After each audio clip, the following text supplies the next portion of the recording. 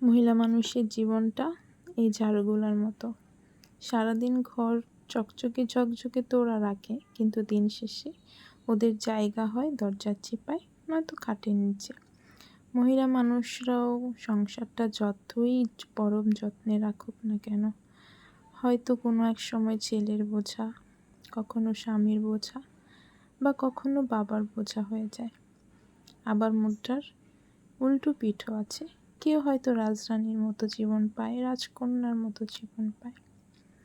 যাই হোক, আজকে সকালে উঠে আমি আমার ঘরটা ডিপ ক্লিন করার নিয়ত করেছিলাম। যেই ভাবা সেই কাজ।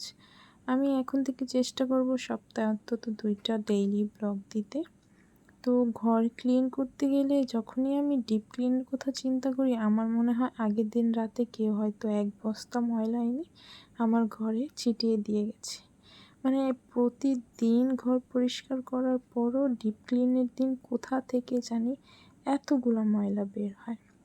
তো এই যে আমি আমার ড্রেসিং টেবিলে রানারটা বিছিয়েছি, এটাতে আমার মনে হয় একটা চুম্বক ময়লা ও টেনে টেনে নিয়ে আসে।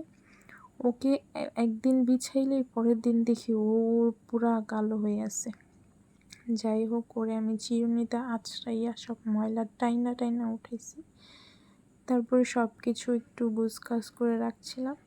আর প্লিজ আমার খাটের এই ওয়াল ক্লথ দেখে কেউ হেসো না। এই ওয়াল ক্লথ না থাকলে আমার খাট, আমার তোষক কবে পচে যেত। যেহেতু রিসেন্টলি আমি আমার ছেলেকে প্যাম্পাস ছাড়া রাখার অভ্যাস করছি, ও হিসু করে একদম সব তছনছ করে দিচ্ছে। যাই হোক, এই যে দেখো কতগুলা ময়লা বের হয়েছে, কি বলবো। এরপরে আমি সকালে নাস্তা বানাতে চলে গিয়েছিলাম। আমার হাজবেন্ড ফ্রোজেন কিনা পরোটা পছন্দ করে না, এই জন্য আমি বাসায় বানিয়ে ফ্রোজেন করে রাখি। তো সকালে আমি যত কিছুই বানাই না কেন, ওর পছন্দই হচ্ছে চা আর পরোটা, তাই আমি বেশি ঝামেলা করি না।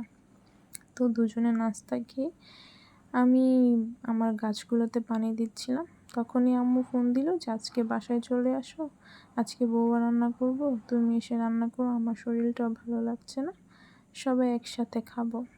তো দুপুরে রান্নার আমার করা হয় নাই। বাসা থেকে আসতে আসতে আমার রাত হয়ে গেছিলো। আম্মুর বাসায় যাওয়ার আগে ডালগুলো আমি রোদে দিয়ে গেছিলাম।